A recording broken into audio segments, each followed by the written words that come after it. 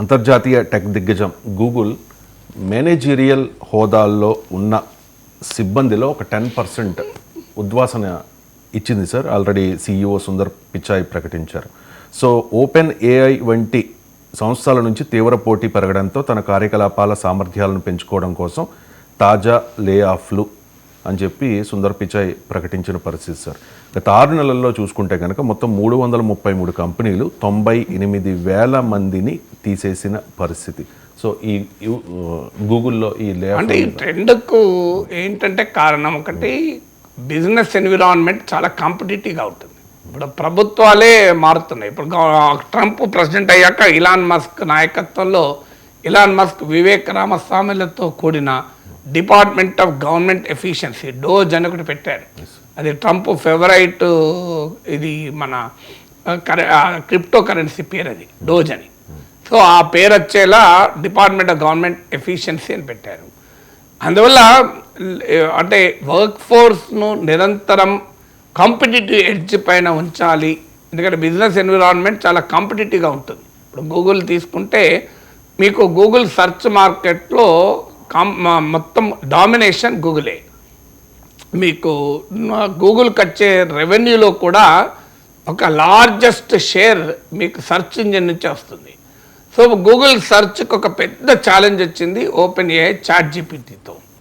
So chat జీపీటీతో generative artificial ఇంటెలిజెన్స్తో challenge వచ్చింది. గూగుల్ కూడా దాంట్లో ఎంటర్ అయ్యే ప్రయత్నం చేసింది. ఇప్పుడు జెమినీ లేటెస్ట్ వర్షన్ కూడా రిలీజ్ చేస్తున్నారు. సో జెమినీ, అందువల్ల గూగుల్ మైక్రోసాఫ్ట్ల మధ్య ఈ పోటీ. ఇప్పుడు మైక్రోసాఫ్ట్ బింగ్ ఉన్నప్పటికీ కూడా మీకు Google search engine domination break చేయలేకపోయారు. మీకు ఇతర జీమెయిల్, ఇప్పుడు ఈమెయిల్ ఫస్ట్ తీసుకొచ్చింది హాట్మెయిల్ సర్వీస్. మీకు హాట్మెయిల్ వచ్చాక మీకు హాట్మెయిల్లో స్పామ్ ఎక్కువ ఉండే వరకు హాట్మెయిల్ ఫెయిల్ అయింది. తర్వాత గూగుల్ వచ్చింది.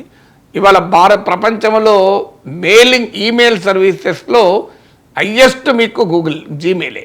దాని తర్వాత చాలా తక్కువ మీకు కంపారిటివ్లీ వెరీ నెక్స్ట్ రిమోట్ చాలా కిందికి వచ్చాక మైక్రోసాఫ్ట్ బింగ్ ఉంటుంది, మైక్రోసాఫ్ట్ అవుట్లుక్ ఉంటుంది. తర్వాత మీకు యాహూ ఇవి.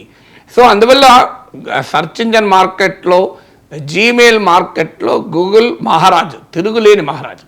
కానీ ఎప్పుడైతే ఈ జనరేటివ్ ఆర్టిఫిషియల్ ఇంటెలిజెన్స్ వచ్చిందో ఓపెన్ AI నుంచి చాలా టఫ్ కాంపిటీషన్ వచ్చింది.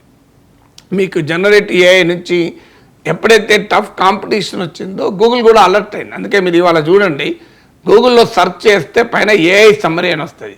చాలామంది నోటీస్ చేసి ఉండాలి. మీకు ఒకప్పుడు ఓన్లీ సెర్చ్ లింక్స్ వచ్చేవి. ఇప్పుడు లింక్స్ కాకుండా AI సమ్మరీ వస్తుంది. మీరు ప్రొఫెసర్ K. నాగేశ్వరన్ కొడితే నా గురించి ఒక సమ్మరీ వస్తుంది ఫస్ట్.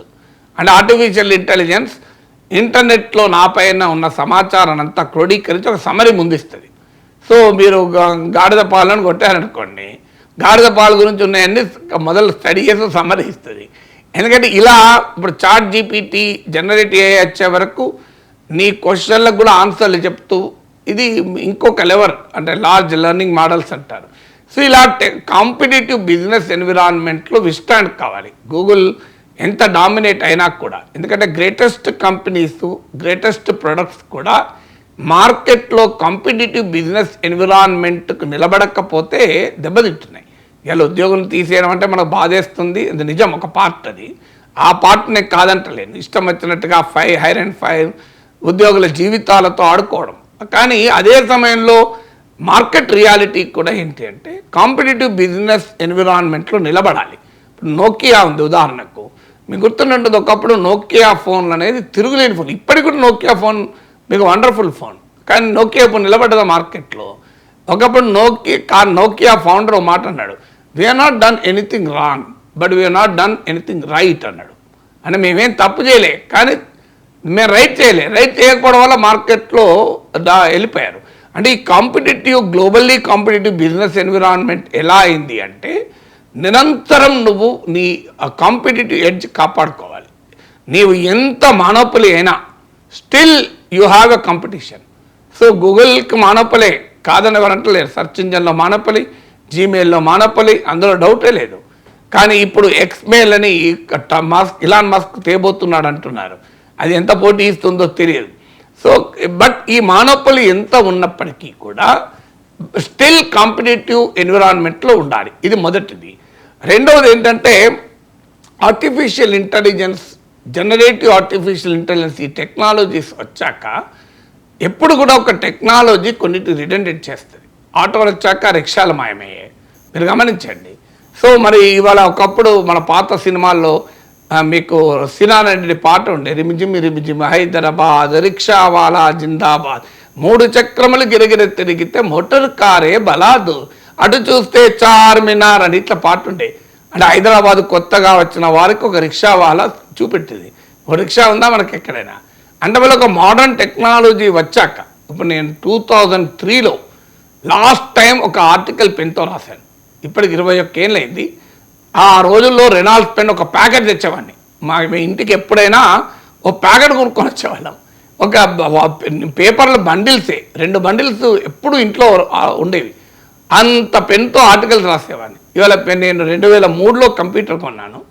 ఇప్పటికి 21 ఏళ్ళు అయింది. నేను పెన్నుతో చెక్ సిగ్నేచర్ మినహా, లేదా ఎక్కడన్నా సంతకాలు చేయాల్సి వచ్చినప్పుడు మినహా ఒక 10 లైన్లు పెన్తో రాయడం మానేశాను. అందువల్ల పెన్ రిలయబుల్ ఇంత మారిపోయింది టెక్నాలజీ. సో ఎందుకంటే మీకు పెన్తో రాయడం కన్నా నాకు ఈ కంప్యూటర్ మీద కూర్చుంటే 1/2 గంటలో 1000 పదాలు కొట్టేస్తాను నేను. సో ఇది ఇప్పుడు కొత్త ట్రెండ్. అందువల్ల technology, artificial intelligence, generative AI ఇది ఎక్కడ రాకపోతుందో తెలియదు. ఇప్పుడు ఏఐతో సినిమా తీయచ్చు. మీకు ఆశ్చర్యమైన విషయం కాదు, వెయిట్ ఫర్ 5 years. మీకు గనక క్రియేటివిటీ ఉంటే మీరు జేబులో ఒక 10,000 పెట్టుకొని సినిమా తీయచ్చు. నేను చెప్తున్నా, ఇవాళ ఎగ్జాగరేషన్ ఉండొచ్చు, ఇది 20 ఏళ్ళ తర్వాతనే అవుతుంది, 30 ఏళ్ళ తర్వాతనే అవుతుంది. You can create a film. 10,000 కాకపోతే 1,00,000 రూపాయలు, 2 లక్షలతో ఖచ్చితంగా సినిమా తీయచ్చు. సో మీకు ఈ మధ్య నేను చాట్ జీపీటీకి can you write a novel, fiction novel based on the life and works of professor K Nageshwar అని ఒక చాట్ జీపీటీని అడిగిన. ఒక 100 పేజ్ నావెల్ కావాల్సిన అవుట్లైన్ ఇచ్చింది నాకు. సో కావలసిన డైలాగులు కూడా ఇచ్చింది. తెలంగాణలోని ఒక మారుమూల గ్రామం, ఆ గ్రామంలో అప్పుడే సూర్యుడు ఉదయిస్తున్నాడు, పిచ్చుకల కికారావాలు వినబడుతున్నాయి, ఒక ఇంట్లో ఒక బిడ్డ కే అని అడిగింది. ఇలా నేను పుట్టినా అని చెప్పి మొదలుపెట్టి, లేదంటే ఇంకోటి ఇచ్చింది, ఒక తల్లి అడుగుతుంది, లేరా ఇంకా రాత్రి ఇంకా ఎప్పుడు లేస్తావురా అని అంటుంది. అప్పుడే ఆ బిడ్డ లేస్తున్నాడు. సో ఇలా అంటే అంత మన లైఫ్ను ఆధారంగా చేసుకొని ఇంటర్నెట్లో ఉన్న సమాచారాన్ని తీసుకొని, సో లేకుంటే తండ్రి ఒక దగ్గర వచ్చింది, నాన్న నువ్వు ఇంకా రాత్రి అయింది నిద్రపోవా అంటే, నాన్న నేను చదువుకునేది ఉంది నాన్న, కొత్త విషయాలు తెలుసుకునేది ఉంది నాన్న నేను అని అంటున్నాడట. నేనట అంటే చూడండి అది ఎట్లా పట్టుకున్నది, నాకున్న ఇంట్రెస్ట్ ఎట్లా పట్టుకున్నది చూడండి. అంటే ఇలా ప్రపంచంలో టెక్నాలజీ అసలు అనేక పనులు తానే చేస్తుంది. ఇప్పుడు గూగుల్ కూడా ఈ ఛాలెంజ్ తప్పదు. అంటే ఒకప్పుడు మనకు ప్రూఫ్ రీడర్లు ఉండేవాళ్ళు మీడియాలో, ఇవాళ ప్రూఫ్ రీడర్లు ఉన్నారా? ఇప్పుడు కెమెరామెన్లు ఉన్నారు. ఇప్పుడు కెమెరామెన్లు కూడా అవసరం లేదు. నా మొబైల్లో నేను కెమెరాకు అనుసంధానం చేసి నా మొబైల్లో నేను కెమెరా సెట్ చేసుకొని వీడియో తీసుకోవచ్చు. మనం ఇంకా కెమెరామెన్లు పెట్టుకుంటున్నాం అవసరాన్ని బట్టి. అందువల్ల యాంకర్లు అవసరం లేదు, ఏ యాంకర్లు వచ్చేసారు. మొన్న ఏ యాంకర్ నరేంద్ర మోడీని ఇంటర్వ్యూ చేసేది కదా. అందువల్ల మీకు యాంకర్లు, న్యూస్ రీడర్లు అవసరం లేదు. ఇక ఏ విల్ రీడ్ ద న్యూస్. అసలు అందువల్ల గూగుల్ కూడా ఈ టెక్నాలజికల్ ఎవల్యూషన్లో పోటీని తట్టుకోవాలి. అందుకే సందర్భించాను గూగుల్ నెస్. అంటే ఇది ఎందుకు తగ్గిస్తున్నాం 10% అంటే గూగుల్ నెస్. అంటే గూగుల్ కంపెనీలో ఉద్యోగం రావటానికి, గూగుల్ కంపెనీలో ఏ రకమైన టాలెంట్ ఉంటే ఉద్యోగం వస్తుంది అనే దాని ప్రాతిపదికగా ఆ టాలెంట్కు తగ్గట్టుగా, ఆ వర్క్ ఎన్విరాన్మెంట్ తగ్గట్టుగా అప్డేట్ కాని వాళ్ళను మేము కొంతమందిని తొలగించడం, కొంతమందిని ఇండివిజువల్ రోల్కు అంటే మేనేజరియల్ రోల్ నుంచి ఇండివిజువల్ రోల్కు తగ్గిస్తున్నారు. మేనేజరియల్ రోల్ అంటున్నామో వాళ్ళ కింద ఒక టీము, ఒక 20 మందో 10 మందో పనిచేస్తారు. అలా కాకుండా వాళ్ళు they become an individual person, అంటే టీంలో భాగమవుతారు. ఈ ప్రాసెస్ మొదలైంది. అని ఇందులో మనకు బాధ అనిపించేది, అయ్యో మన వాళ్ళకు ఉద్యోగాలు పోతాయని. దానికి ఇవాళ ఆధునిక మనం ఎన్ని బాధపడ్డా reality is reality. Do not run away from reality. Reality నుంచి పారిపోకండి. రియాలిటీ ఏంటి? నువ్వు నిరంతరం అప్డేట్ కావాలి. నీవు నిరంతరం అప్డేట్ అయితే, టెక్నాలజీ కన్నా ఎహెడ్ ఉంటేనే యూ విల్ బి సక్సెస్ఫుల్. నేను 30 ఏళ్ల కింద పత్రికల్లో రాయడంతో మొదలుపెట్టాను నా జీవితం. 1984లో డక్కన్ కనకలో ఫస్ట్ టైం ఆర్టికల్ రాశాను. ఆంధ్రభూమిలో ఫస్ట్ టైం ఒక ఆర్టికల్ రాశాను. అప్పటి నుంచి మొదలు పెట్టుకొని ఇంగ్లీష్లో తెలుగులో ఇప్పుడు 5,000 ఆర్టికల్స్ రాశాను. స్లోగా టెలివిజన్ వచ్చింది. 24 గంటల టెలివిజన్లో అత్యధిక సమయం మాట్లాడిన వ్యక్తి నేను మొదట్లో, మీకు గుర్తుండే ఉంటుంది అందరికీ. తర్వాత ఇంటర్నెట్ వచ్చింది, ఒక వెబ్సైట్ మొదలుపెట్టాను. ఆ తర్వాత మళ్ళీ ఇవాళ యూట్యూబ్ వచ్చింది, యూట్యూబ్లోకి వచ్చాను. రేపు ఇంకోటి ఇంకో దాంట్లో పోతాను. అంటే టెక్నాలజీతో నువ్వు పరుగులు తీస్తేనే రిలవెంట్గా ఉంటావు. దానికి నా అనుభవమే చెప్తున్నా. అందువల్ల ఎక్కడైనా ఇది ఒక trend. You cannot run away from reality. Continuously reskilling ఒకటే పరిష్కారం. రైట్.